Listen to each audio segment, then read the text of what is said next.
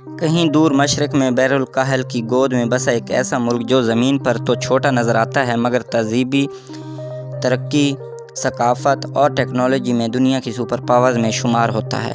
یہ ہے جاپان، ایک ایسا ملک جہاں روایت اور جدت ماضی اور مستقبل ہاتھوں میں ہاتھ ڈالے چلتے ہیں۔ جاپان کا مطلب ہے طلوع آفتاب کی سرزمین، اور واقعی جاپان ایسا ہی ہے، ایک ایسی سرزمین جہاں ہر دن نئی امید کے ساتھ طلوع ہوتا ہے۔ جاپان ہزاروں چھوٹے بڑے جزیروں پر مشتمل ملک ہے، جن میں 4 بڑے جزیرے سب سے نمایاں ہیں: ہونشو، ہوکائیدو، کیوشو اور شیکوکو۔ یہ ملک زلزلوں، آتش فشاں پہاڑوں اور سونامیوں کا گھر بھی ہے، لیکن یہاں خطرناک فطرت جاپانیوں کو مضبوط، منظم اور قدرت سے ہم آہنگ بناتی ہے۔ جاپان کی تاریخ قدیم ہے، اس کے اولین آثار 8000 سال قبل کے دور سے ملتے ہیں، لیکن جس جاپان کو دنیا جانتی ہے اس کی بنیاد یاماتو دور میں رکھی گئی، جب جاپانی شہنشاہت قائم ہوئی۔ اور دلچسپ بات یہ ہے کہ یہ دنیا کی سب سے پرانی مسلسل بادشاہت ہے جو آج بھی موجود ہے۔ پھر آیا سامورائی دور، جاپان کی جنگجو جو نہ صرف تلوار کے ماہر تھے بلکہ عزت، وفاداری اور اصولوں کے پیروکار بھی۔ یہ دور جاپانی تاریخ کا سنہری اور بعض اوقات خونی باب تھا، جس میں شوگون، قلعے اور خاندانوں کی جنگیں شامل تھیں۔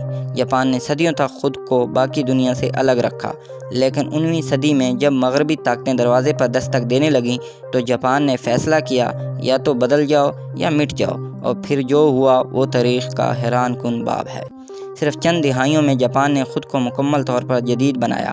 مغربی طرز پر فوج، تعلیم، صنعت اور حکومت قائم کی گئی، لیکن جلد ہی جاپان ایک سامراجی طاقت بن گیا۔ چین، کوریا، منچوریا جاپان کے زیر اثر آنے لگے۔ پھر آیا دوسرا عالمی جنگ، جاپان نے امریکہ پر حملہ کیا، پرل ہاربر پر، اور اس کے بعد وہ ہولناک دن آیا، 6 اگست 1945، ہیروشیما، 9 اگست 1945، ناگاساکی۔ انسانی تاریخ کی پہلی اور آخری ایٹمی بمباری، لاکھوں لوگ ہلاک، شہر راکھ اور جاپان مکمل شکست خوردہ۔ مگر جاپانی ہار نہیں مانتے۔ صرف 20 سال کے اندر جاپان دوبارہ کھڑا ہو چکا تھا، اس بار تلواروں کے ساتھ نہیں بلکہ ٹیکنالوجی، تعلیم، تحقیق اور محنت کے ہتھیاروں کے ساتھ۔ ٹوکیو، اوساکا، ہیروشیما، ان شہروں نے خود کو جدید دنیا کے شہروں کی صف میں کھڑا کیا۔ کاریں، کیمرے، کمپیوٹر، روبوٹس اور اینی مشین، جاپان نے ہر میدان میں دنیا کو حیران کیا۔ لیکن جاپان صرف ترقی کا نام نہیں، یہ تہذیب کا بھی استعارہ ہے۔ روایتی لباس، کیمونو، چائے کی تقریب، پھولوں کی سجاوٹ، اکیبینا، مارشل آرٹس، بدھ مت کے مندروں کی شان اور ساکورا کے موسم کی شاعری، یہ سب جاپان کی روح میں بسے ہیں۔ جاپان قوم دنیا کی سب سے مہذب، اصول پسند، وقت پابند اور با اخلاق قوم سمجھی جاتی ہے۔ یہاں کی ٹرینیں سیکنڈز کی غلطی پر معذرت کرتی ہیں اور لوگ دوسروں کی پریشانی کو اپنی شرمندگی سمجھتے ہیں۔ جاپان کی آبادی بوڑھی ہو رہی ہے، مگر ان کا نظام ایسا ہے کہ ہر بوڑھا شخص بھی خود مختار، فعال اور باعزت زندگی گزارتا ہے۔ آج کا جاپان وہ ملک ہے جو ٹیکنالوجی کے ساتھ روایت کو بھی زندہ رکھے ہوئے، جہاں ننٹینڈو، سونی، ہونڈا اور ٹویوٹا جیسے ادارے ہیں، وہیں ماؤنٹ فوجی، پرانے قلعے اور محبت بھی ہیں۔